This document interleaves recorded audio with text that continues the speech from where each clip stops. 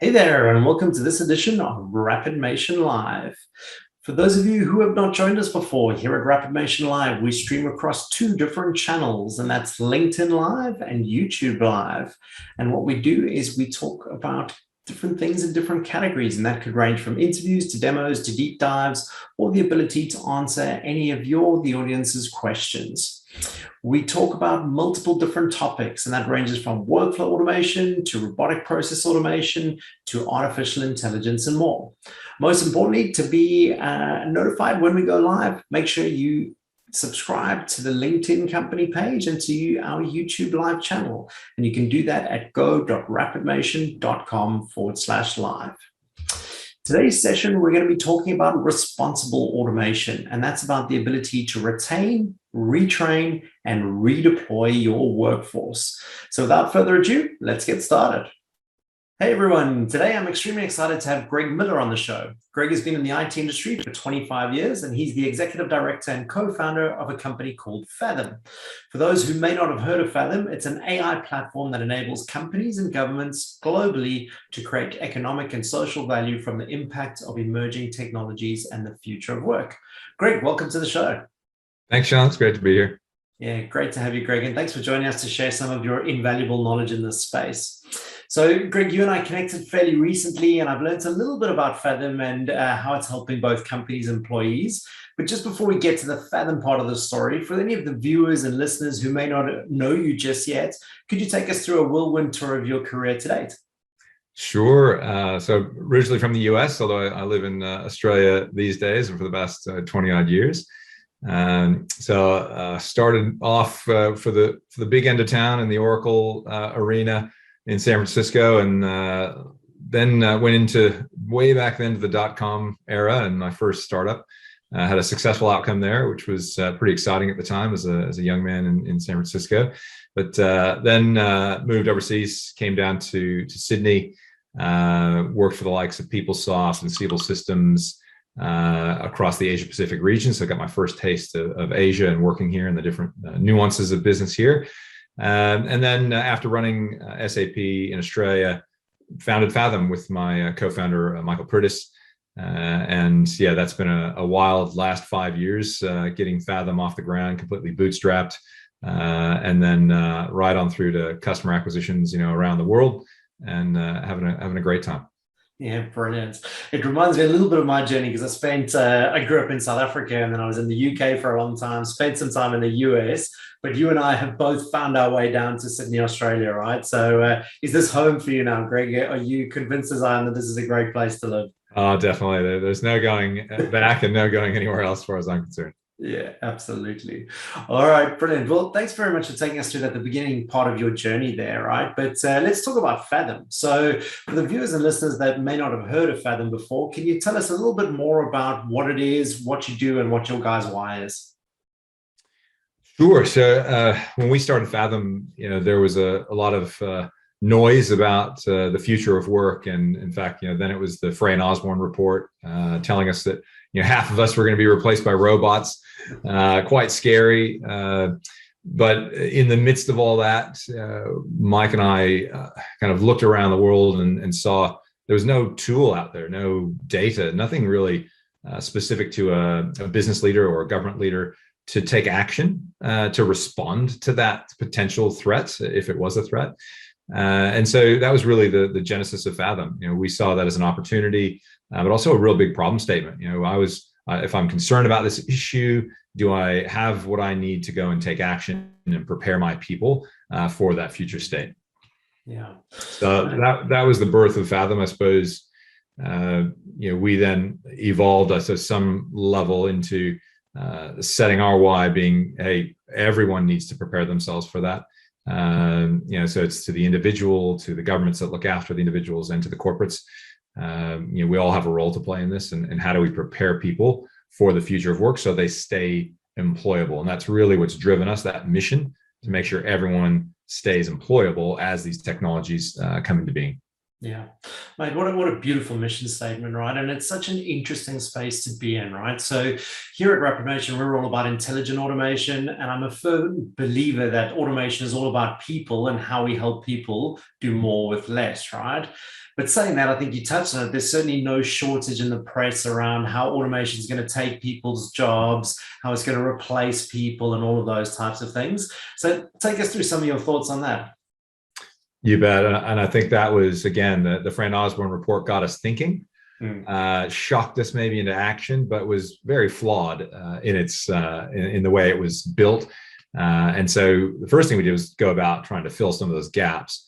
And the first of those was to identify that this was not just about automation, right? That augmentation of work, and I'll explain what that is in a moment, but and also the addition of new jobs ultimately in the economy were big parts of this that were being lost within the media conversation. So what we do at Faethm is our AI will assess a workforce and come back and give us new data for that organization perhaps, or that country, to say, okay, here are the jobs at risk of automation based on the tasks in those jobs, but now we understand that and we can take action.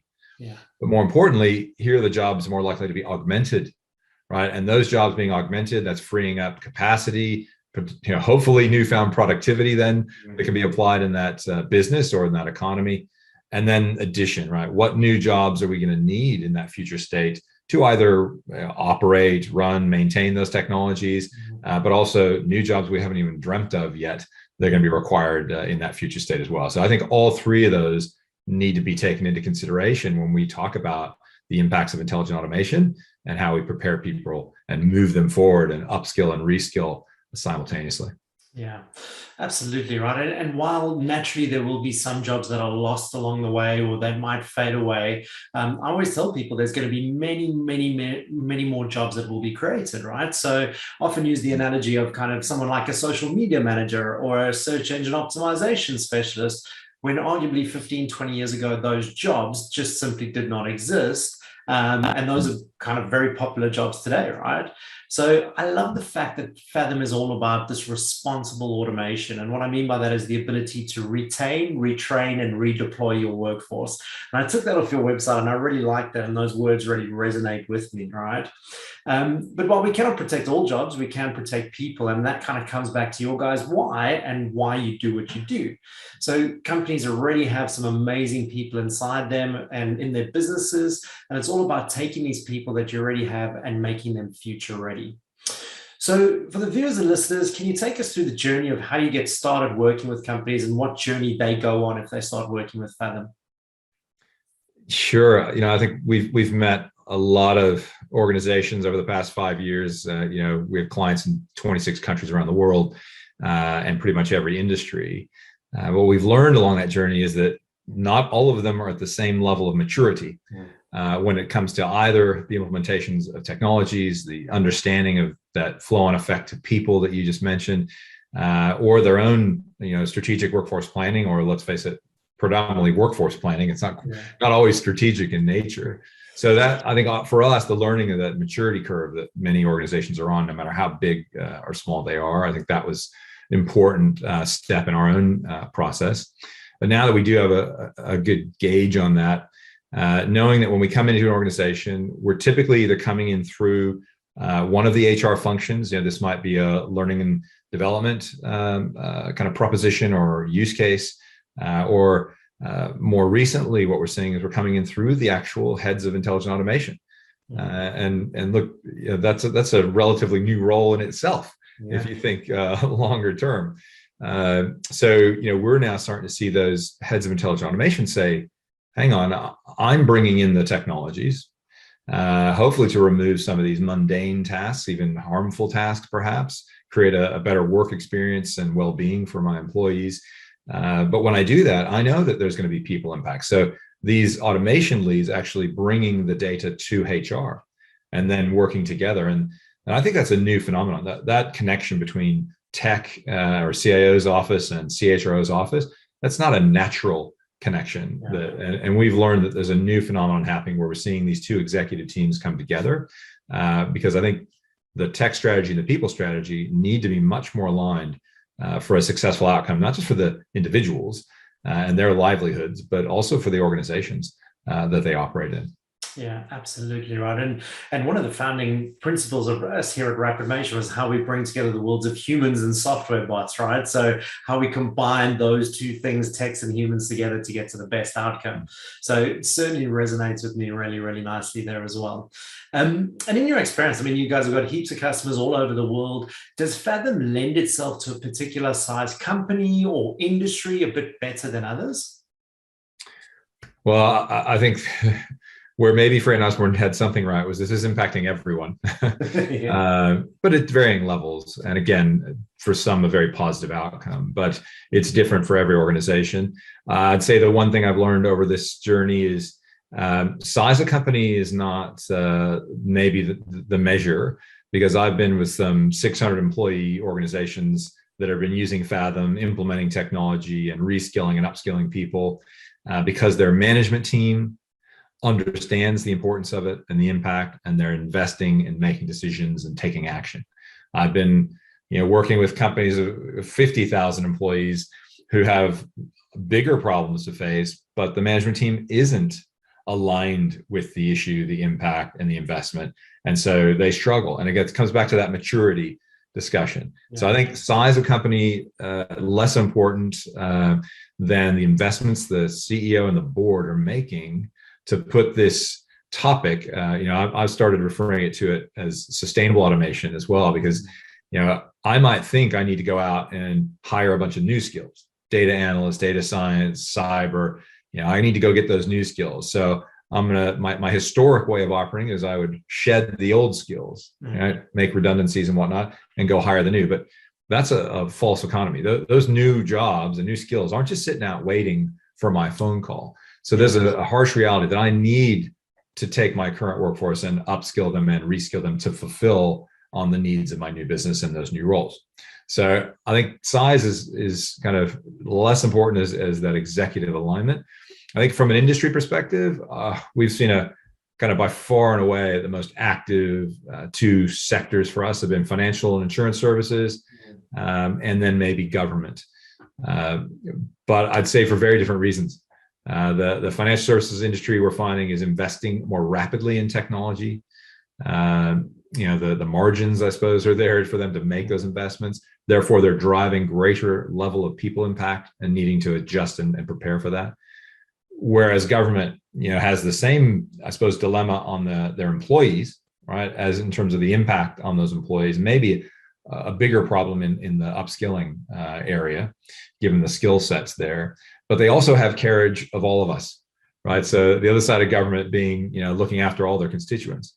And so that's, economy-wide actions. So a very different space than, say, banking, but they've got both issues to address, the economy-wide issue and their own employees. So I'd say those are the two biggest sectors that we see the activity in, but the reality is, again, we've got clients in pretty much every industry on the planet. So there's no one who's avoiding this impact. It's just what are they doing to take advantage of this impact? Yeah, absolutely, right. And along that journey, I mean, you've given some really great examples there, right? What is your shining light? I mean, do you have a great customer story, or perhaps there was someone that got involved in the program that they evolved quite significantly? Tell us a bit about some of that. Oh, wow. There's so many good ones along the way. Even we have an employee that works for Faethm who was a engine mechanic. And is now a software engineer, and he loves telling his story of how he transitioned, but and the impact he's having on Faethm itself. But look, if I go back through the years, actually one of my favorites is probably one of our first customers. They were a big steel manufacturer, and one of the most at-risk jobs that Faethm had identified was a machinist, and there was a lot of them. And so the potential impact was immense if the technologies, or when the technologies came in and impacted those jobs. Now, it just so happened they also made roofing products. And so one of the things that Faethm can do is identify what we call job corridors. So if I'm in a job at high risk, what's the best corridor to take me through to get to a job that is paid about the same as my current job, but is less at risk than my current job, and has a decent, short enough reskilling journey that I can get there, in say 6 to 12 months. Yeah. And so one of the jobs that came out of the court, and I chuckle a little because I remember the room of engineers when I said this to them, that a roofer, if you looked at all jobs, not jobs in their organization, but all jobs in the economy where they operated, that a roofer was a decent fit in terms of skills gap. I could go get my certificate from TAFE quite quickly and be ready for that building certificate. But the actions in my job were quite similar, and my abilities were quite similar. Where they varied were things like, working on a roof meant I needed a level of agility that's different than on a shop floor. Okay, so the differences and the nuance in the two jobs were things that could be learned and taught. And so this business actually took this set of skills, these people, and used them to build a new organization. A new opportunity unfolded on the back of a product they were taking to market, and a set of people they could apply to that go to market and that business. So for me, that's like, anytime we can see that, we sometimes say that bit of a holy grail where I can take jobs at risk and then apply them to jobs I need in the future or to new business opportunities as my whole market might be evolving. That's, well, you can't ask for a much better outcome than that. No, I mean, what a beautiful win-win for everyone, right? And I love that terminology you have there, job corridors. I really like that because it's a nice visual kind of wording to explain how you jump across from one to the other, right? So I guess one thing that pops to mind, right, having done this for many, many years, you've probably seen or identified patterns where there's some jobs that are more at risk than others, right? Do you have like a top 2, a top 1, a top 3 of what type of jobs those generally are? And for maybe some of the viewers or listeners who might be in one of those roles at the moment, do you have any guidance or advice for them? Wow, it varies just so much from one industry to the next and job to job, I suppose. But I think maybe the call out is there are folks in jobs that think they're quite safe. They needed a uni degree to get them, and they've got pretty high end skills. And so there's a bit of, I don't know, I get relaxed in that, and I feel comfort in that. But the reality is, I mean, you talk about accountants would fit in that mold, right? And the reality is those jobs are as at risk as many others. We've seen RPA coming in and replacing those mundane tasks and repetitive tasks quite clearly. I mean, the good news for that type of role is that it's a highly skilled individual that can be applied rapidly to other opportunities, things like cybersecurity, for example, which is actually quite an anomaly. Many people don't see that pathway, that job corridor, but it is very viable, and we have seen that firsthand in that kind of transition. But yeah, I think any job where you're in that mundane, repetitive task, one time after time after time, every day the same, those are the top of the list for any good intelligent automation team is going to be looking at that because of the benefit they can bring to that organization, and allowing me as the individual doing that mundane task to stop doing it and to start doing things that are more human in nature, more impactful on the business, things that can't be replicated by technology. So, I think that understanding this could be any job is part of the learning here, and it varies dramatically. You talk about a nurse. The nurses aren't being automated, right? It's the last thing that's going to happen in this world. And a lot of our healthcare clients, are using Faethm to identify how they augment nurses, because the most we can get out of this is, and the best we can get out of this is more patient care time, right? How can I take away scheduling and paperwork from the nurse so that we have more patient care time? That's the great outcome that we're striving for. But I think the main thing here is it changes job to job, specifically based on the tasks in those jobs, the skills in those jobs. So my advice in every case, I suppose to anyone is, first of all, the cavalry is not necessarily coming to save you. So we all as individuals have a role here. Yes, your organization is hopefully and likely looking to help in this process, and your government is likely to help in this process, but you also as an individual have a role to play in this, to look after yourself. So there's create awareness, and then find those opportunities to where you can keep yourself learning throughout the course of this. And learning to learn is probably one of the main takeaways I'll give to anyone in this journey. Yeah, absolutely. And we just had a team meeting on Friday where we were talking about that concept of continual learning and just kind of upskilling and that type of thing. So certainly really very relevant, right? One of the other things that I was just thinking about there, I mean, obviously, many of the viewers and listeners might have younger children, right? And you often hear in the press, you hear about, well, there's all these different skills of the future. I'd love to get your insight on that. I mean, do you think are specific skills of the future we need to teach the younger generation? Yes, I mean, I didn't share this at the beginning, but my kind of personal passion project for the last 15 odd years have been in the kind of youth STEAM and STEM arena across Australia. I've chaired a few grassroots movements, and I've worked with ministers on this topic. I think the first thing is there was a fallacy created by folks about 3 or 4 years ago that learning to code was the savior. Just teach everyone to code and we'll be fine. And that is not the actual, it was an easy statement at the time, but that's not actually true. So what we do is we look at, what are those future capabilities? What are the things that no technology known today and likely over the next 5-10 years can replace, replicate, et cetera. So if I could boil it down to those future capabilities, if I had those, I'm looking pretty good as we go into this future. So we look at every known skill and we boil it into just those kind of future-proof capabilities. Many of them line up on these kind of truly human attributes, things like creativity and empathy and critical thinking and problem solving. But there's also a group of leadership skills and being able to have agility in making leadership decisions. There's collaboration skills, how to collaborate with people. And truly, there are also some kind of technical future capabilities, data and digital literacy that will, again, keep me out in front of this impact. So if I can take that group and say, can I apply that?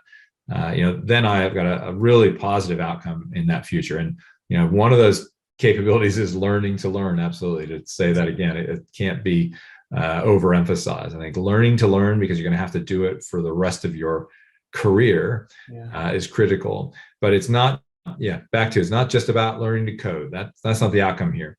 And one of my favorite stories to reinforce this was a big bank we worked for was implementing technology that was going to replicate their call center workers. And the new job they wanted to hire for was a conversation engineer. And I think the HR team's first response to that was, "What the heck is a conversation engineer?" First of all, but then it was, where do I find it? Where do I find the skills for that? And the reality was, the skills were a combination of technology capability, understanding AI, not being able to write AI code, but understanding how AI works. So having that STEM, that technology background, but also creativity and creative writing. Yeah. So that was the other skill set needed, because I need to teach the AI how to talk like a human, how to know when to pause and listen, effectively taking in information, so that AI that was being applied in the call center could actually converse well with other humans or with humans in order to take information and suggest actions. And so if I think back to young people and students, that combination of technology, but also design and creativity and creative writing, they have to come together for a successful outcome. Yeah, and this whole education, the future of work, it's definitely an interesting topic, and I often I have a bit of a passion project in that place as well, right? But you often look to some of the Nordic countries and what they're doing, right? And they are teaching coding as one of the things, but I often think that's like problem solving and critical thinking and all of those types of patterns you want to teach people. But then they also do things like agile methodologies, using scrums and tribes where they continually share and collaborate on information. And when they're free to say, hey, I actually don't know something here, and that's why we're going to use the power of the community, right? And crowdsource and bring in those different skills. So yeah, I personally believe now more than ever, continuing learning is absolutely key. The traditional kind of bachelor's degrees, those, in my opinion, will probably change into things like micro-credentialing, and some universities have already even started some of these programs, right? So it's certainly a very, very interesting space to see how it might evolve. But talking about education, right? I know there's been a really exciting announcement on your side over the last few days. So what can you share with the viewers and listeners today? Yeah, Sean, I guess it's been one of the most exciting weeks, I suppose, in the journey.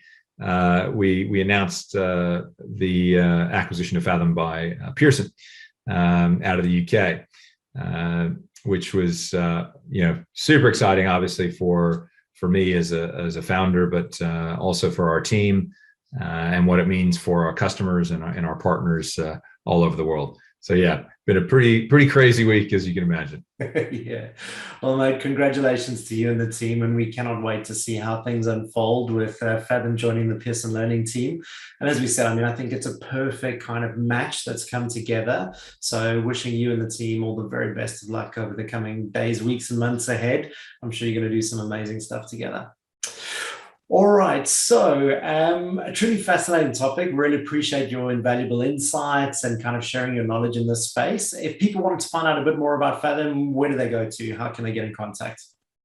Yeah, you bet. Look, you might need a lesson in the spelling, but fathom.ai, faethm.ai. That's the best way to find out more. All right, excellent. Okay, good. Well, Greg, thanks for sharing your insights there. But now on to one of my favorite parts of these episodes, right? We call it the hot seat, right? And for our viewers and listeners who may not have listened to one of these before, the hot seat is where we fire off quick questions to Greg and get some of his answers. So Greg, strap in. Good luck. I'm ready. All right. So first question, what did you want to be when you grew up? A Los Angeles Laker. Oh, good effort. I hope you're still getting out there a little bit and playing some basketball here and there, right? Yeah. All right. Next one. What is something on your bucket list that you have actually done? One of my favorite years. I lived in Italy for a year. It was always something I wanted to do, and yeah, got to tick that off early on. Awesome. I spent a number of years in Europe. Whereabouts in Italy did you live? I was in Rome. In Rome, one of my all-time favorite cities. I encourage anyone to go visit it. It's an amazing, amazing city. All right, next one, staying on the bucket list trend. What is something that's on your bucket list that you haven't managed to do just yet? Coming back to my LA Laker comment, I dunk the basketball by the time I turn, was supposed to be 50, but now I'm afraid it's going to be before I turn 60. So dunk by 60, that's my hashtag. Dunk by 60, I like it. We might have to get you dunkby60.com, get you a bit of a following going on and cheering you on from the sideline. All right, next one. What are you reading at the moment? So this could be currently something that you're reading or maybe a book that you've read that's had a massive influence on you in your life. Look, I like to spend my reading time with, just pure fun. So I'm reading The Survivors by Jane Harper. She wrote the book The Dry, which got turned into a movie. So another Aussie-based thriller. Nice, beautiful. And last but not least, how do you want to be remembered? Hopefully, as someone who left with no regrets, whether it was their family, their friends, their work, or their passions. That there was nothing left unanswered, a question, that no regrets. Yeah, what a beautiful answer. Great. Well, that's it. Thanks so much for joining us today. Thanks for sharing your unbelievable knowledge in this space. Just before we say goodbye, is there anything else that you'd like to leave the viewers and listeners with? Just keep on learning, mate. Keep on learning. Couldn't have said it better myself. All right, brilliant. Greg, listen, thank you once again for your time. We'll be cheering you guys on from the sidelines, and we look forward to speaking to you soon. Thanks so much, Sean. Another great session here on rapidMATION Live. If you have any further questions, comments, or you'd like to get started on any of the technology that we've shown today, drop us a note at hello@rapidMATION.com. And most importantly, please subscribe to rapidMATION Live and head over to go.rapidmation.com/live to do so.